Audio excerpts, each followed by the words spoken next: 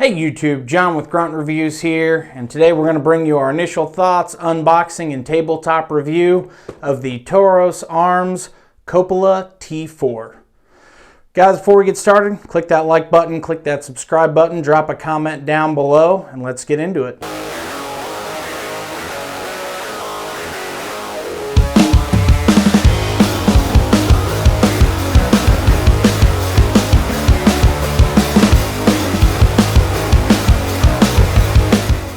So we just got this thing in today. I did pop the box initially open just to check everything. Before we get into it, I do want to bring your attention to this. So they do have a label right on the box. You've got to cut to get into it, talking about a break-in period.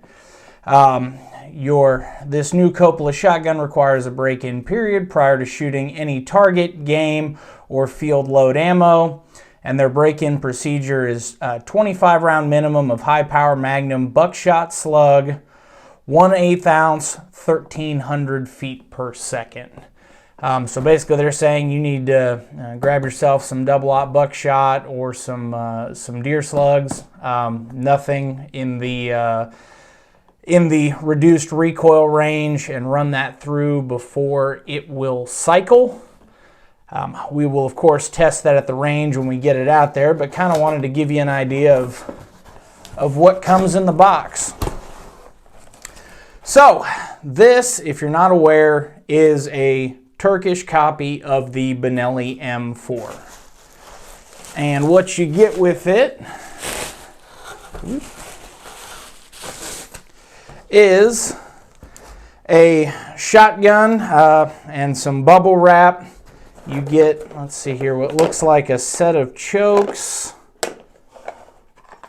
Yep, set of chokes that don't have any sort of marking on them. So that's kind of interesting. Interesting. And you do get a choke wrench and a handy dandy little case. These do appear to be Benelli chokes. Or Benelli style, I should say, Benelli threading. They give you a couple of O-rings, replacement seals for the gas system, and then they do give you the owner's manual. Something I did notice, so the big difference between this and the Benelli M4, this retails, MSRP is $895.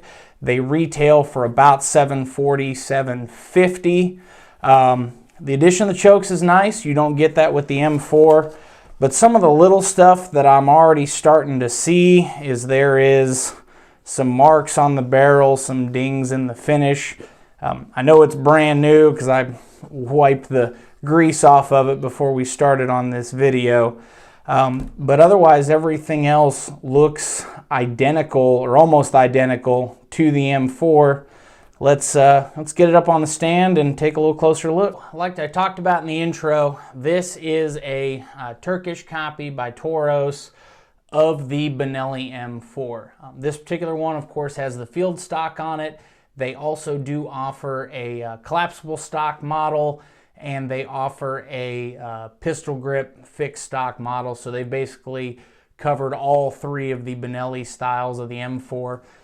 It is an 18.5 inch barrel, chambered for 2 3/4 or 3 inch shells, and the operation system is identical to the M4. It's a dual piston Argo style short stroke gas system. The similarities are incredible between these two shotguns. Same ghost ring style sights, look to be almost identical. Same Picatinny rail across the top. They use the same style neutering cap, so due to import regulations, this does have to be a 5+1 instead of a 7+1. The M4 uses the same neutering style cap. Even the magazine cap itself looks almost identical to the M4, and we'll have another video where we compare these side by side. The fit and finish are not what you'd expect out of Benelli, but for a copy that is less than half the price, MSRP on these is $895. They're retailing out for about $740, $750 if you can find them. There's a few things that I don't like. The stock here, as you can see, doesn't fit all the way up against the receiver. There's some gaps. We kind of have a little mismatch in lineup there. The sight itself, as you can see, still has some tool marks underneath the finish, and the barrel came out of the box with some scratches and some other little things on it. So one thing I did want to take the time to point out in the sights, little bit hard to tell here. I don't have this on the tripod, but you can actually see the front sight is off center. We haven't touched anything. This is out of the box, but you can see that the actual the center of that rear sight is canted off to the left, and we actually have a height difference in between the sight guard.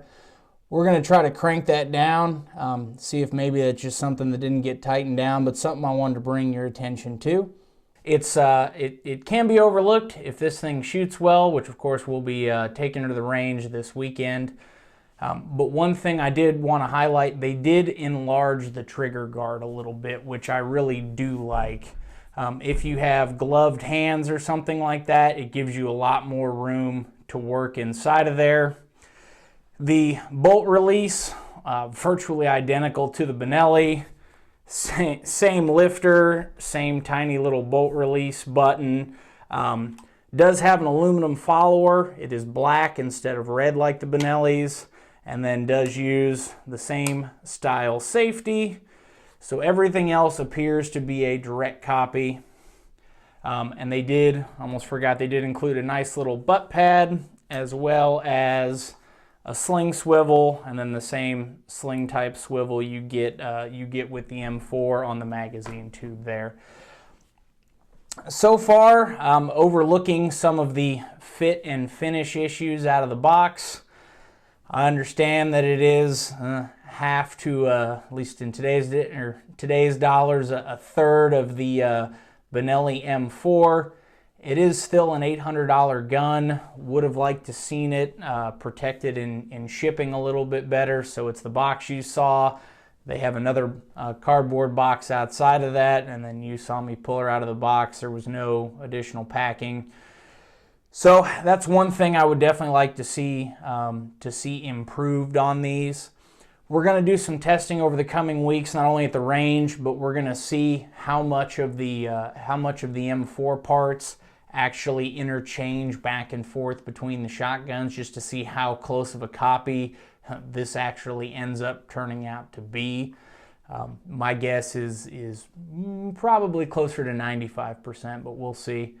So next step, as we do, let's get our initial readings on the trigger. So we've got our trusty Lyman digital gauge here. Let's see what this thing measures out at. All right.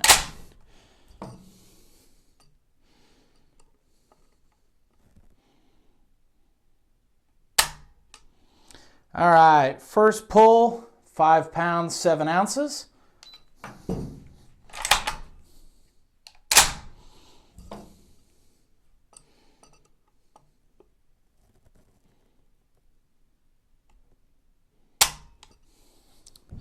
All right, second pull, 6 pounds, 4 ounces.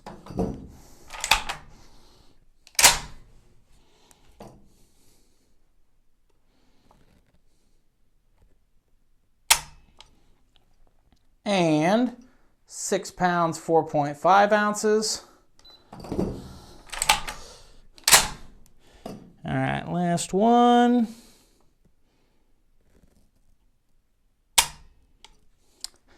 And 5 pounds, 13.5 ounces. So, does appear to be a slight improvement in trigger weight over the Benelli. Those are a little bit closer to 7 or 8 generally. The actual trigger feel of this is not bad. It's not like a good Freedom Fighter Tactical or Briley Benelli trigger, but it's not terrible. So to give you an idea, we've got, try that one more time. We've got just a little bit of take up, not a ton of wall, and then a nice smooth break. We'll do that one more time. A little hard doing this left-handed. So, little bit of take up, smooth wall, easy break, and let's look at the reset here. There we go. So the reset, nice positive audible reset. You're right back on the wall, just that little bit of creep